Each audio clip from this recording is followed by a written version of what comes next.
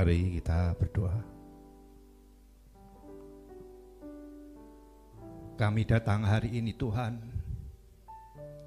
untuk memuji nama-Mu. Kami datang hari ini untuk merasakan belayan kasih sayang-Mu.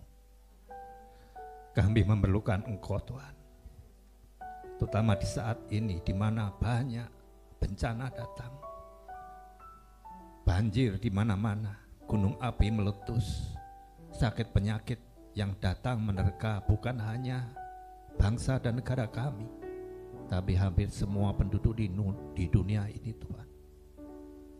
Kami perlu Engkau Tuhan. Bila kehadiran-Mu yang sudah kami rasakan mulai dari pagi hari ini boleh bertambah-tambah, saat sebentar lagi kami boleh mendengar firman-Mu Tuhan. Urapilah kami semua Tuhan, cuma kami boleh layak mendengar firman-Mu, mendengar petunjuk-Mu, mendengar bimbingan-Mu, dan yang boleh meyakinkan kami Tuhan, firman-Mu adalah satu-satu yang kami perlukan dalam hidup ini. Kalau Engkau berserta kami Tuhan, siapa yang dapat mengalahkan kami? Bahkan maut pun sudah Kau kalahkan Yesus. Bapa, dari manapun kami datang, apapun tujuan kami datang ke tempat ini Tuhan, bersihkanlah hati kami, persiapkanlah hati kami untuk mendengarkan firman-Mu, supaya boleh datang dan tetap tinggal dalam hati kami untuk menjadi pedoman hidup kami. Terima kasih Tuhan, berfirmanlah, kami siap untuk mendengarnya. Mari semua Bapak Ibu yang siap mendengarkan Tuhan dan diberkati, kita sama-sama mengatakan amin. Silakan duduk. Shalom saudara. Hari ini merupakan hari yang istimewa karena dua hal. Satu, ini kebetulan hari Valentine, hari kasih sayang, dan tidak ada yang salah tentang kasih sayang, karena Allah sendiri adalah Allah yang maha kasih. Allah sendiri adalah kasih itu. Jadi pagi ini saya mengucapkan Happy Valentine untuk semua saudara-saudaraku. Tuhan memberkati semua dan memberi kita kebahagiaan bukan hanya hari ini, tapi untuk selama hidup kita. Amin. Oke, firman hari ini saya beri judul To be or not to be. To be or not to be. Suatu perkataan yang sangat beken, yang sangat dikenal hampir semua murid, semua orang yang pernah membaca sastra barat. Cerita ini dikatakan oleh Hamlet, seorang pangeran Denmark yang pada saat itu dia pewaris tahta kerajaan Denmark karena bapaknya mati. Nah, kurang beruntung tahta itu diambil oleh pamannya Claudius. Saya cerita sedikit mengapa itu nanti perlu. Dan Claudius ini menikahi ibunya Hamlet. Dalam opera ini yang terkenal ini, suatu malam arwah bapaknya datang kepada Hamlet dan mengatakan kalau sebenarnya itu dia mati diracun, dibunuh oleh pamannya sendiri Claudius. Dan dia minta Hamlet untuk membalasnya. Nah, Hamlet kan ragu-ragu, jadi dia menyelidiki dulu kebenaran cerita ini dengan berpura-pura gila dan mengadakan sandiwara yang isinya itu sesuai yang diceritakan bapaknya, cara dia mati, untuk melihat reaksi pamannya itu. Pas saat pembunuhan itu terjadi, pamannya kayak merasa tertuduh, dia meninggalkan tempat itu. Jadi itu meyakinkan Hamlet kalau memang pamannya yang membunuh. Tapi dia jadi mempunyai dilema, karena dia tahu ibunya menyintai pamannya ini. Jadi dia dilema, kalau dia membalas dendam, nanti ibunya sedih. Kalau tidak membalas dendam, kok itu bapaknya mati kok didiamin saja. Yang dia tidak tahu sebenarnya ibunya juga bersekongkol dengan pamannya membunuh ayahnya sendiri. Tambah lagi dilema itu, dalam proses penyelidikan ini dia jatuh cinta sama cewek yang namanya Ophelia. Ophelia ini anak seorang penasehat dari kerajaan itu. Dan tanpa sengaja waktu proses dia mau membalas dendam, dia lagi bicara sama ibunya, di belakang tirai ada sesuatu yang bergerak dipikir pamannya ditusuk, ternyata ini malah bapaknya ceweknya itu. Ceweknya jadi juga dilema lagi kan, ini dia punya cowok malah membunuh ayahnya, akhirnya setengah gila dia menenggelamkan diri mati. Jadi cerita ini saya nggak akan teruskan, ini ceritanya cerita mengenai dilema. Makanya dalam salah satu acara dikatakan itu ayat ini, to be or not to be. To be or not to be, artinya apa? Bagaimana? Hidup atau mati, berhasil atau gagal, menjadi atau tidak jadi. Karena dia ragu-ragu, saking stresnya dia ingin bunuh diri.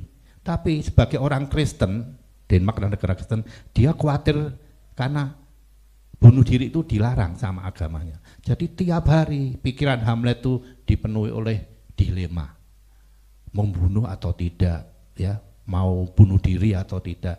Nah, di akhirnya semuanya banyak yang mati lah. Tapi yang saya mau tekankan kata-kata ini, to be or not to be, itu penting dalam kehidupan kita. Karena kalau kita ingat kata-kata Tuhan di Wahyu kepada jemaat di Laodikia, yang saya bacakan satu ayatnya aja. Jadi jemaat di Laodikia ini jemaat yang sudah mapan, ya, banyak yang berhasil. Tapi karena keberhasilan ini mereka menjadi complacent, artinya menjadi lupa diri, keenakan. Jadi semuanya setengah-setengah, datang ke gereja pun hanya sekedar datang karena mungkin mengharapkan pulang sudah ada jamuan makan atau lain, ya. Jadi semuanya dilakukan tanpa sepenuh hati. Jadi dikatakan, ditegur oleh Tuhan saat ini adalah Wahyu 3 ayat 15, dikatakan, aku tahu segala pekerjaanmu, engkau tidak dingin dan tidak panas, alangkah baiknya bila engkau dingin atau panas. Saya memperhatikan gereja ini, saya sudah kita sekitar 10 tahun, ya, bertemu dengan saudara-saudara, berada di tempat ini, walau tidak tiap minggu. Saya menyaksikan banyak saudara yang sudah berkembang baik kehidupannya maupun imannya, tapi juga banyak saudara yang saya lihat masih jalan di tempat, masih suam-suam kuku. Ini yang Tuhan peringatkan, karena beberapa kali saya berusaha membawakan firman yang lain, selalu beberapa minggu ini diberikan firman yang ayatnya memperingatkan kita untuk bersiap-siap. Karena ini sudah tanda-tanda zaman sudah dekat. Ya, gempa bumi, gunung meletus, sakit penyakit, ya, bahkan antikris sudah berada di mana-mana. Kita tidak tahu kapannya, tapi kita perlu mempersiapkan diri. To be or not to be. Jangan menjadi not to be, jangan jadi or. Kita harus menjadi to be, ya. Berikutnya kita belajar dari cerita dari Ruth. Semua orang tahu, ya, cerita mengenai Ruth dan Oprah. Saat Naomi tinggal di Moab, ini dia mempunyai 2 menantu, satu namanya Ruth, satu namanya Oprah. Setelah beberapa tahun tinggal di tempat itu, suaminya meninggal, anaknya Mahlon dan Kilion meninggal, dan akhirnya karena dia sendiri dan dia mendengar di Israel sudah menjadi makmur, dia ingin pulang. Kedua menantunya mau ikut, ya, tapi Naomi orangnya bijaksana, dia melihat kalau mereka ikut belum tentu mereka bahagia, karena dia sudah seorang janda. Makanya dia berkata kepada menantunya, kamu lebih baik pulang, aku bebaskan kamu tugas sebagai istri, kamu boleh pulang dan kawin lagi. Karena kalau kamu ikut aku, apa yang kamu harapkan?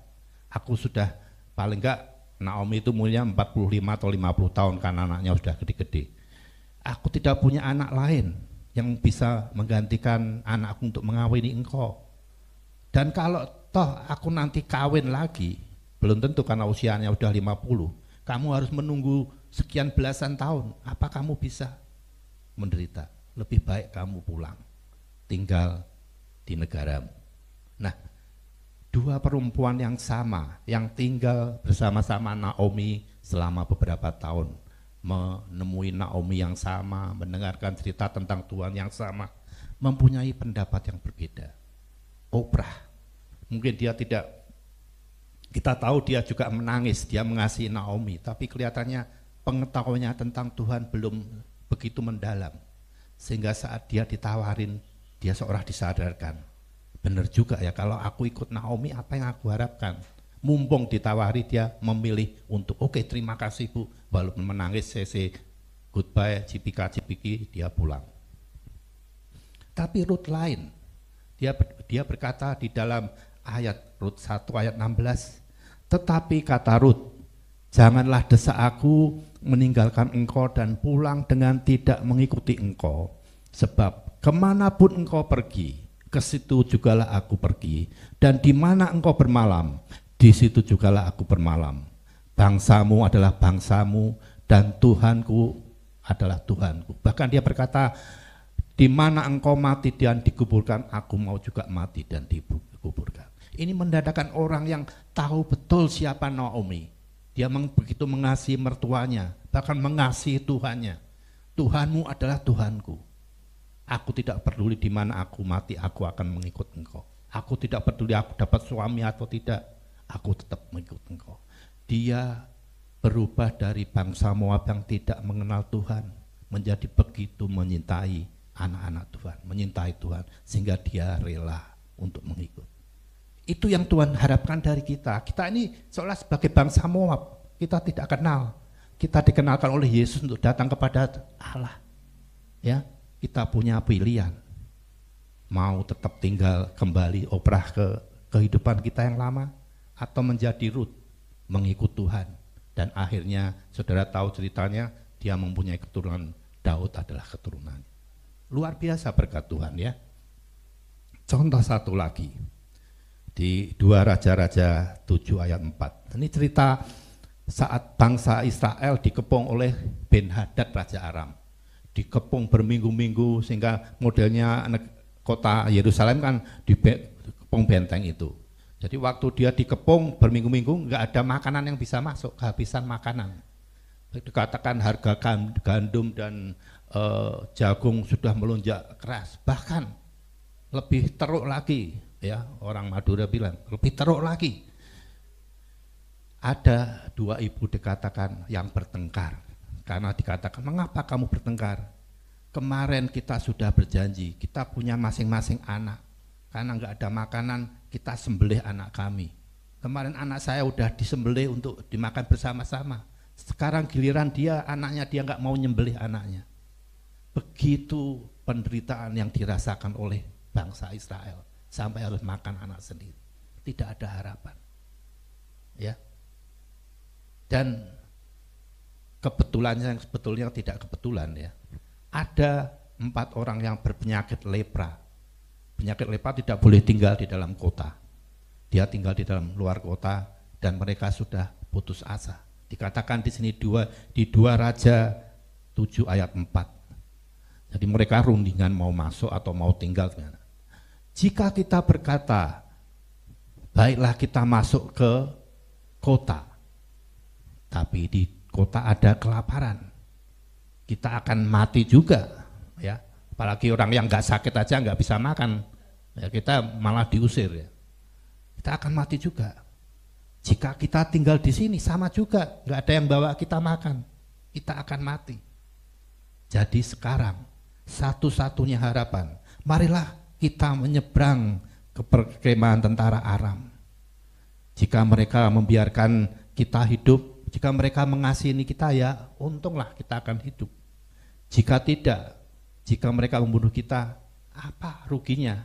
Malah daripada mati kelaparan. Mereka putus asa. Bayangkan jika mereka memilih untuk tinggal, biarlah aku mati aja deh, daripada susah-susah juga dibunuh. Tidak ada dapat apa-apa. Tapi dengan pengharapan mereka memilih to be alive. Mereka ingin hidup. Mereka datang dengan resiko dibunuh ke camp orang Aram. Akhirnya mereka mendapatkan camp yang kosong karena sudah direkayasa Tuhan sehingga tentaranya ketakutan dan pulang. Akhirnya bukan hanya mereka yang bisa makan, seluruh bangsa Israel bisa makan karena keputusan melakukan sesuatu dalam kehidupan. To live or to die, mereka memilih to live. mati atau hidup, to be or not to be, mereka milih to be. Jam kanal ini kita harus memilih apa? Berikutnya, ini ada gambar siput, ya kan? Pertanyaan yang bodoh, mengapa siput itu kalau berjalan lambat sekali ya?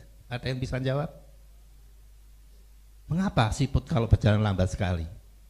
Ya jawabannya gampang, karena dia membawa rumahnya berat. Coba rumahnya dilepas, jalannya pasti cepat. Saya melihat itu loh, apa yang kayak kerang itu, apa yang punya kaki banyak. Dulu sering, waktu kecil saya sering adu kerang itu, cepet-cepetan. Nah, ya kalau nggak ada cangkangnya, ngebut dia. Begitu ada cangkangnya, jalannya pelan-pelan. Itulah kita, ya. Di Matius 19 ayat 20, kata Yesus kepada orang yang kaya, anak muda yang kaya, jikalau engkau hendak sempurna, pergilah, jualah segala milikmu dan berikanlah itu kepada orang miskin, maka engkau akan beroleh harta di surga. Kemudian datanglah kemari dan ikutlah. Kekayaan tidak akan membawa kebahagiaan. Nanti kita lihat kenapa. Anak muda ini bukan hanya kaya loh ya, dia kaya ditanya, apakah kamu sudah membantu orang miskin? Semua yang ada di Taurat sudah saya jalankan. Saya menghormati, mengasihi orang tua saya membantu fakir miskin, saya datang ke Bait Allah tiap Sabat. Semua, tidak ada yang tidak saya lakukan. Kurangnya cuma apa? Karena dia kaya, karena hatinya tertambat pada kekayaannya. Makanya saya sering ngomong, jangan cari kekayaan saudara. Bukan saya melarang, karena kebanyakan sekarang hamba Tuhan mengatakan, memang benar kita anak Tuhan, ya kita akan berhak jadi kaya, kita pewaris kerajaan Tuhan. Tapi jangan meminta kekayaan aja, karena Anda akan terjumu. Carilah dulu kerajaan Allah. Nanti saat Tuhan memberikan kekayaan, Anda bisa menikmatinya. Amin saudara. Berikutnya, sekarang lagi ada rame-rame mengenai TikTokers. Ada yang tahu TikTokers? Ya, jadi penipuan tersamar yang terjadi. Jadi kelihatannya gampang. Orang biasa kan orang cari kerjaan apa ya? Katakan kamu nggak usah kerja, biarkan uangmu bekerja sendiri. Kamu di rumah, biar orang kerja. Ini kerjaan gampang sekali kelihatannya. Kita suruh setoran, ada yang setoran 500.000, ada yang 5 juta, ada yang 50 juta. Setelah setoran tugas kita apa? Cuma suruh baca TikTok. Cari TikTok sebanyak-banyaknya, dikasih target, ada yang 85, ada yang 100, 200 sesuai dengan uangnya. Semakin banyak dilaporkan, semakin banyak duit. Di TV kemarin yang bersaksi itu dia bilang, dia ngasih 500.000 dalam seminggu, dia laporin kalau nggak salah minimum 85 TikTok tiap hari. Dalam seminggu dia dapat uang 450.000. Jadi dalam 2 minggu sih dia udah untung. Terus dia tanya, lah sekarang gimana tutup? Wah ya memang lagi hoki saya nggak di situ, baru 2 tahun coba, tidak, saya mungkin untung saya banyak. Dia tidak sadar seperti MLM lainnya. Yang pertama masuk selalu untung, tapi duitnya dari mana? Dari teman-temannya yang diajak masuk. Suatu saat pasti kehabisan duit, karena kalau semua udah ikut, duitnya dari mana? Ya, itu hanya perangkap setan. Iming-imingi kamu nggak usah kerja. Ya, duduk aja cuma baca TikTok kan enak, lucu-lucu lagi ngeripotin, dapat duit.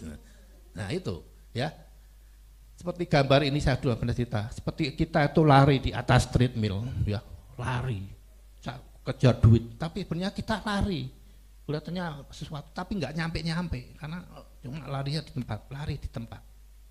Tuhan tidak menghendaki kita lari di tempat.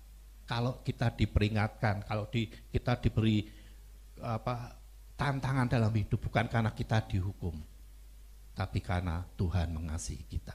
Kita lihat berikutnya. Itulah sebabnya Yesus datang ya, untuk mengajak kita supaya tidak suam-suam kuku.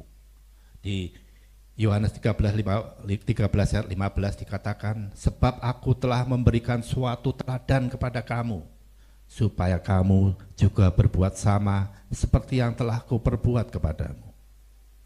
Dikatakan ayah itu biasanya anak mirip anaknya, murid akan seperti gurunya.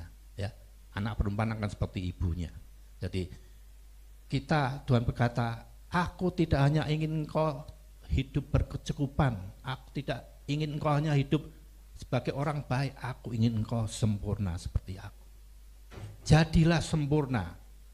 Kita ngomong manusia ya banyak kesalahan biasa manusiawi. Tidak, Allah menghadapi, kalau engkau tinggal di dalam aku dan aku tinggal di dalam engkau, engkau akan seperti aku. Karena Yesus sendiri berkata, aku sempurna bukan karena aku, tapi karena Roh Kudus datang kepadaku. Kita bisa kalau kita datang kepada Tuhan. Masalahnya mau atau tidak kita datang. Ya. Berikutnya, ingat itu di truk-truk itu, enak zamanku tole, sama gambarnya Pak Harto gitu kan. Seolah mengingatkan zamannya dulu tuh enak sekali. Kalau demokrasi itu sekarang sebetulnya tidak buat bangsa Indonesia. Itu seperti jebakan iblis, mengingkarkan kita akan masa lalu kita. Contohnya waktu bangsa Israel keluar dari Mesir.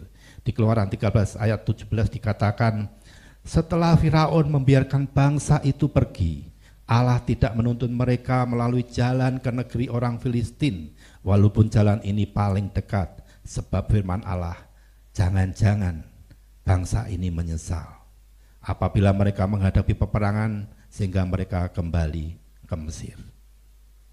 Perjalanan bangsa Israel itu membawa arti apa? Mereka dipanggil untuk menuju tanah perjanjian, dibaptis melalui Laut Merah, dikirim ke padang gurun sebelum sampai ke negeri yang dijanjikan. Kita semua juga sama. Anda dipanggil seperti Rut dan Oprah diajak, ada yang nolak, ada yang mau. Saat dipanggil kita oke, kita tidak gampang langsung jadi sampai. Saat Anda dibaptis bukan berarti Anda sudah selamat. Ada padang gurun yang harus dilalui. Ya.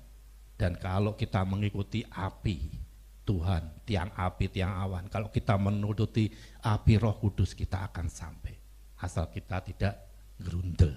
Ini kenapa? Dibilang sengaja diputer-puter sama Tuhan supaya mereka tidak menyesal.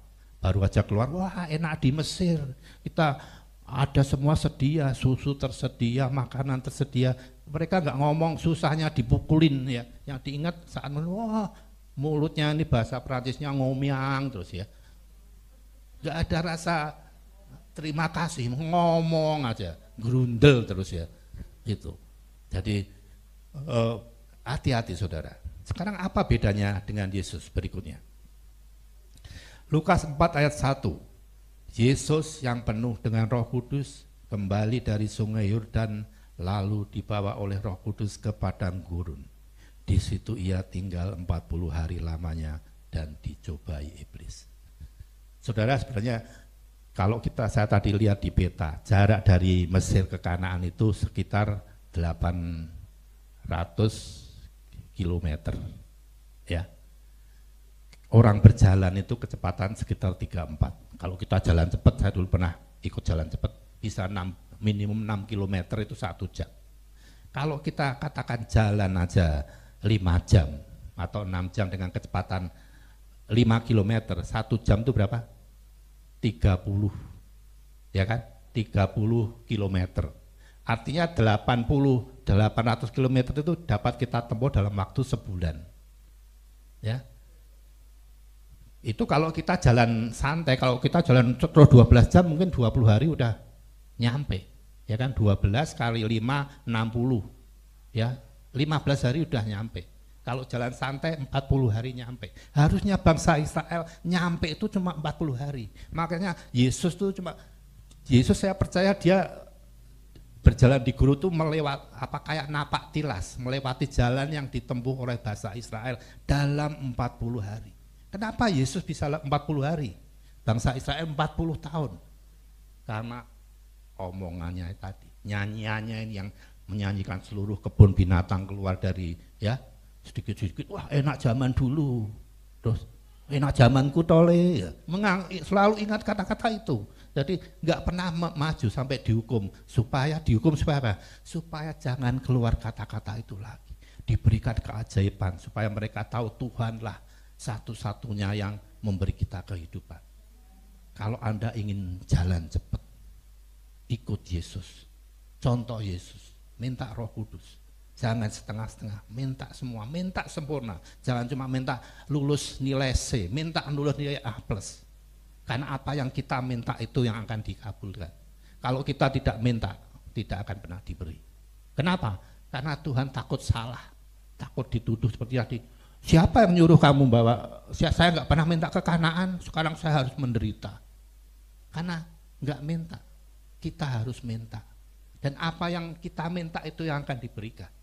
Kalau Anda minta 10 nggak akan diberi 100. Kalau Anda minta sempurna pasti diberikan kesempurnaan. Walaupun tidak gampang jalannya, harus melewati padang gurun. Mau sempurna seperti Yesus? Karena kalau tidak sempurna kita akan jatuh lah. Amin, saudara. Berikutnya dikatakan kita itu sebetulnya anak Raja Wali. Anda percaya kita anak Raja Wali? Cuma kita itu dititipkan di kandang ayam, diteteskan oleh ayam. Jadi kita itu Raja Wali yang tidak merasa Raja Wali, taunya kita ayam, ya kan? Dan suatu saat dipanggil sama ibunya, ayo ikut aku ajari terbang. Karena udah kebiasaan, saya dengan Pak Abed pernah bulan lalu meninjau RPA, ada ribuan ayam di sana. Enak, tiap hari kerjanya cuma makan, cukup haus minum. Tiap hari, tapi setelah 30 hari habis dia, masuk jadi KFC. Nah Anda milih jadi apa? Malah jadi ayam dan cuma tiap hari makan. Kalau ayam pejantan tiap hari kawin, enak ya kawin ya, tapi nggak lama masuk kotak juga. Atau milih jadi Raja Wali. Raja Wali itu umurnya kalau nggak ditembak 60 tahun. Setelah 60 tahun kulitnya ngelupas, diganti oleh Tuhan, menderita, dia harus mencopoti semua kulitnya, mencabuti. Setelah semua dicabut, diganti dengan kulit yang baru, dia menjadi muda kembali. Kekuatannya menjadi seperti kekuatan Raja Wali yang muda. Itu kalau kita mau jadi anak Tuhan, to be an eagle. Jangan to be chicken ya. Nanti akhirnya jadi KFC. Mudah ya kan. Berikutnya di Efesus 5 ayat 14 dikatakan, itulah sebabnya dikatakan, bangunlah hai kamu yang tidur dan bangkitlah dari orang mati dan Kristus akan bercahaya atas kamu. Hari ini kita diperingatkan, kita yang enak-enakan, yang ke gereja pun kadang-kadang malas-malesan, menyanyi memuliakan Tuhan pun tidak dengan sepenuh hati. Dikatakan jadilah panas atau dingin. Kalau mau jadi kaya, kerja. Ya, saya selama hidup saya kerja keras. Saya pernah tidak tidur 3 hari 3 malam. Saya pernah hidup di tempat yang orang lain berpikir pun akan takut. Tempat yang paling panas di dunia, paling dingin di dunia, paling terpencil di dunia, saya pernah. Dan saya mendapatkan berkat dari Tuhan. Tapi saya tidak mencari semua itu dalam perjalanan, karena saya hanya menjalankan talenta saya.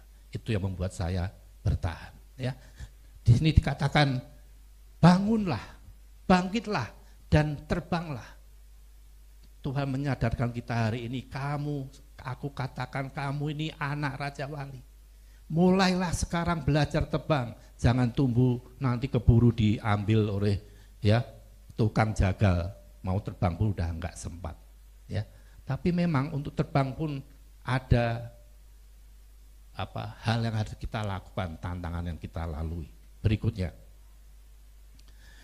waktu saat mulai terbang kita akan jatuh, ya, nggak tahu cara terbang kan, diberi sayap sama, tapi nggak tahu karena nggak dipakai, nggak tahu cara bukanya, jatuh.